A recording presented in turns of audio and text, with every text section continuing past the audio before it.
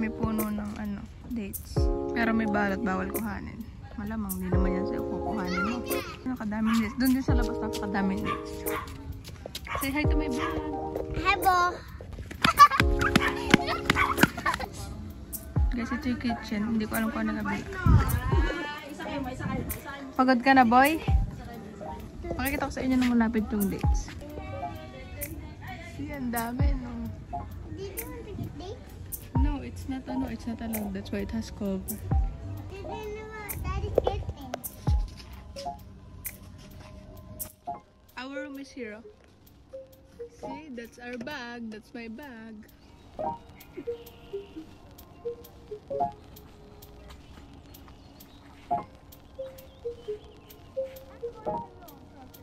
Let's go in the room.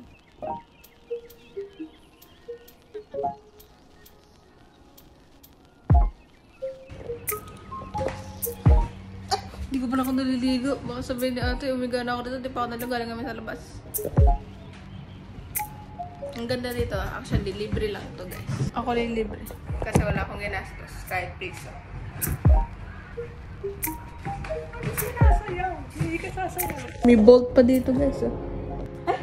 May tao pala dito. Kitang-kita pala ako sumasayaw. Naka-16 yung aircon. Tapos kanina pa siya nakaanda.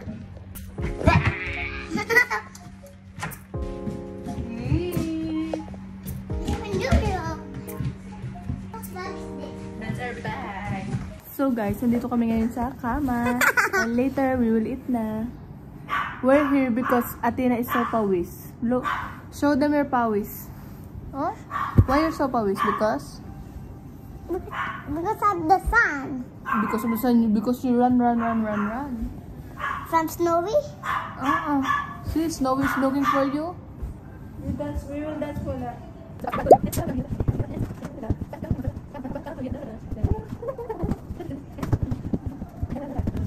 We will eat na. Bye-bye. Goodbye. We will find Snowy first. We find Snowy first. Bye-bye.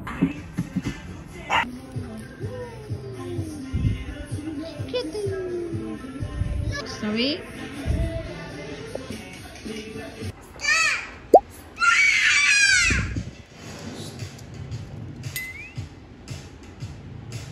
Hindi naman ako nakakatawa. Ito guys, isaw ng baboy.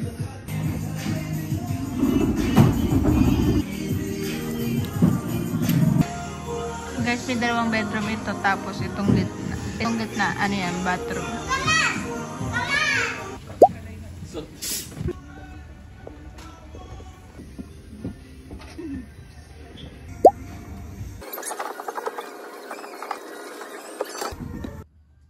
Ito siya guys. Tinatry niya yung tubig. Kunyari lang yung tinatry niya pero gusto niya ng lumangoy.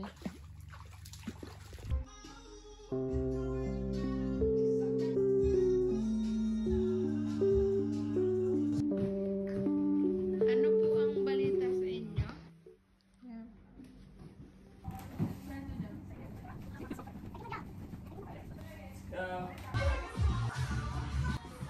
Pasok muna ako dito kasi kita ko sa inyo ang dates.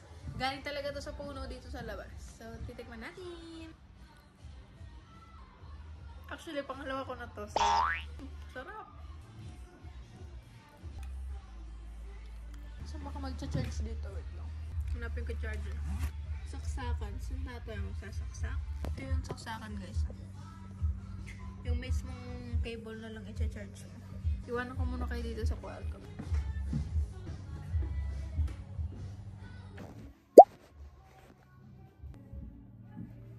Hinahanap na nila ako guys. Bye-bye.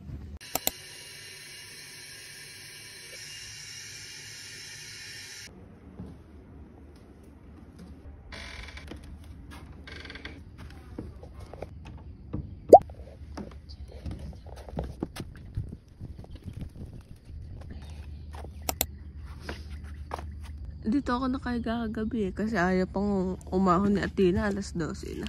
Hindi ko na pala ito na nadilinis tong crocs na to ni ate. Kawawa naman siya.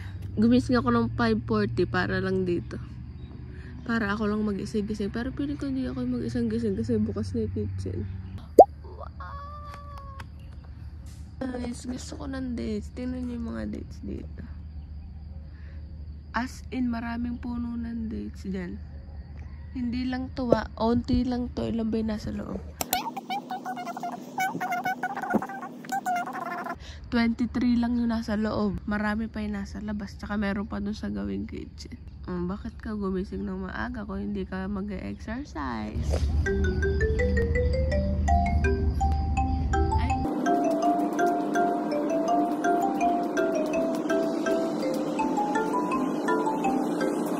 Lapitan na natin dates.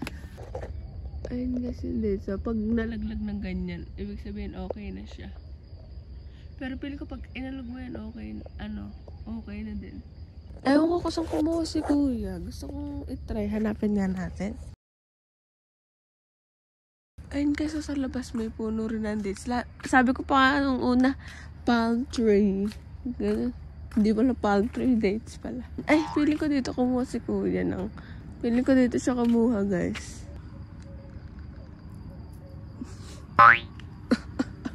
Ang aga mo namang kumuha, guys. Okay, kitchen ko wala ng tao. Walang tao, pero nakabukas yung aircon. Guys, baka sabihin nyo, hindi totoo yan. Parang tubig.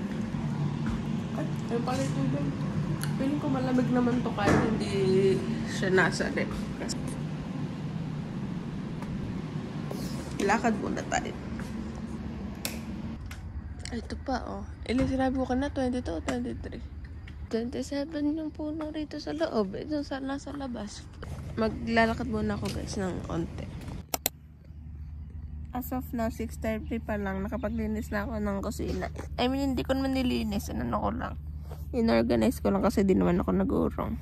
Tinanggal ko ni kalat dito sa labas. See? Ala ng kalat. Kahit sa lamesa, tinanggal ko. Ewan ko kasi pag mag-isa ako, feeling ko dapat may ginagawa ako. Basta ayokong naboboard. Gusto ko may ginagawa ako lagi. Pero ayoko nang inuutosan ako. Gusto ko ako lang yung gumagawa. Hindi ko pala natatanggal yung mga salbabida sa pool. Pero okay lang yan. Design yan. Ang sarap pala ulit gumising ng maaga. Kaya pala gumising ako guys ng maaga. Kasi bukas, tatry ko ng maglakad. Di ko alam. Tapos, maliligo ba ako pagbalik? Ganda naman, picturean ko lang guys. Ito yung view pag umaga guys. Siguro ang sarap tumira dito, tapos magre-rest ka lang. Tapos, pag napagod, pag nagutom ka, nag-crave ka sa mata, may susungkit ka lang ng isang days. Pero ayoko pala. Kasi masyado tong disyerto, malayo sa bayan, malayo sa mall, hindi ka makakapaglipad. Pero kung ikaw yung type ng basa-basa lang, nood lang, pero mabuburyong ka kahit gano'n. Ayoko na ipaglaban. Yung aircon dun, para kaming hotdog sa freezer sa loob ng bahay, kaya lumabas na ako. Diyos ko naman. Ay nako, dito sa labas para ka lang dinidefrost na manok. Kasi medyo, hindi naman siya masyadong mainit. Sakto lang kasi maaga pa. Kaso pag hinaharap yung mukha ko, minsan ayokong i-edit kasi ang pangit ko. Pero, diary ko naman to. Bye na nga. Yan guys, maaraw na. So, 1 hour and 14 minutes ako nagbasa ng Bible. Like, first time ako magbasa ng Bible sa app. And then, kadami kong realization. Sobrang ungrateful talaga ng mga tao. Marami akong nasaktan moments. Like, yung gusto niya nang i-divorce si Mary. Tapos, yung dalawa namang naposes ng mga evil spirit, pinagaling ni Jesus. Tapos, natakot pa yung mga tao sa kanya. Pinalayas pa siya sa sarili niyang ang kwento kasi nito, diba yung dalawang tao na naposes ng demons, pinagaling ni Jesus through the pigs. Yung masamang spirito napunta sa mga pigs, and then yung mga pigs nalunod. Tapos, yung mga tao galit sila kay Jesus kasi yung hanap buhay nila is nawala. Pinagaling na nga ni Jesus yung mga naposes ng evil, tapos Nagalit pa sila kasi nga nawala yung hanap buhay nila. Talagang yung mga tao is parang nagiging God nila yung mga material things na hindi naman dapat natin gawin God. Like yung pera, diba sabi nga sa church, yung mga tao parang ginagawa nilang God yung pera kasi totoo naman, money is powerful. Ewan ko, nakakalungkot lang din.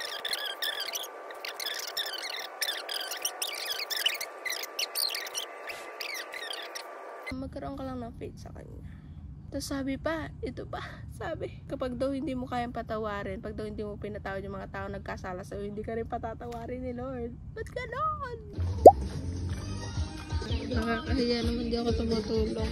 Ngayon lang ulit ako nakatikim ng coffee ko brown. Matagal na hindi ako nakakatikim. Muntik na mag-1 taon. Kasi yung kape sa bahay, ano lang, black coffee. Tapos coffee mate. Alang instant. Yun lang ba? Nice.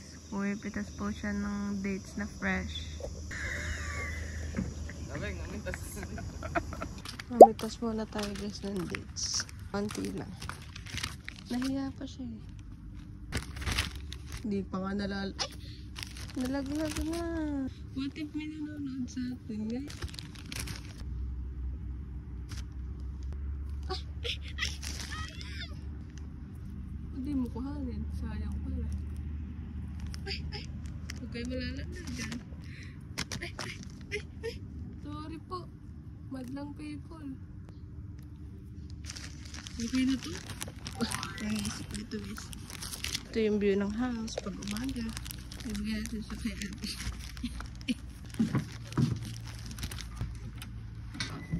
Sige ba?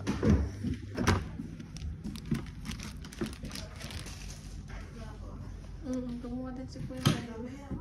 Nahihiya pa ako.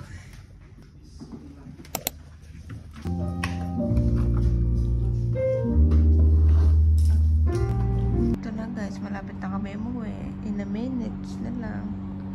Yan. Tingnan natin buong kwarto muna. Gusto ko rin ng gantong kwarto in the future. O kaya, diba, semento yung bahay. Pero meron akong second floor or third floor. Ganito yung third floor ko. Tapos lalagyan ko ng bookshelves dyan. Tapos ganito rin. May ganyang view. Pero may ganyang view, diba? Sarap gumising. Ito. Lalagyan mo ng anek-anek mo. Kasi mahilig ako sa anek-anek. Tapos may aircon. Siyempre, sino ba ayaw ng aircon, diba? Pero ako kasi, kahit walang electric pa, nabubuhay ako. Yeah, share ko lang. Sanay ako sa init. Alam mo ba, ang pinagtataka ko, yung tatay ko naman matangos, yung nanay ko rin matangos, ba't gantong ilong pinupunta sa akin? Like, hindi naman ganun kapangat yung ilong ko, pero bakit walang buto? Alam buto, paano yan tatayo? I mean, bakit ganun? Pwede pa yan, kahit matangos yung tatay mo, tapos yung nanay mo, pwedeng maging pango yung anak. Actually, kami ni Abby, kaming dalawa lang ni Abby yung pango. I mean, si Abby, mas malaki ilong niya. Yung ilong ko kasi, maliit na version. Tapos, si Arlie, tsaka si ate, matangos. Nakakaingit naman yung ganun. Pero masamang mainit. Dahil kasalanan sila. Dumating kasi si Kuya. Ang ganda sa labas, oh. Gusto ko rin yung ganyang view. Pag lalabas ka, andyan lang yung oven mo. Tapos yung maliit na fridge. Maliit na... Eh, ang pangit ng kamay. Yan, oh. Maliit na fridge. Saksakan. Mas maganda sana kung may bulaklak din sa taas, diba? Dito sa taas. Tingnan yung ilaw. Yan lang. I-edit ko na rin kasi ito kasi full storage na ako.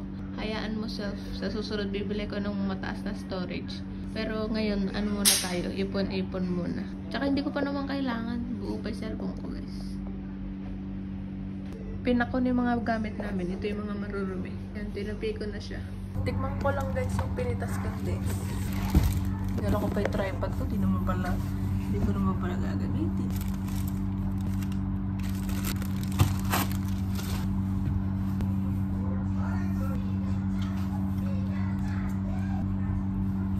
Masarap. Lasang dates. What if ibuhos mo?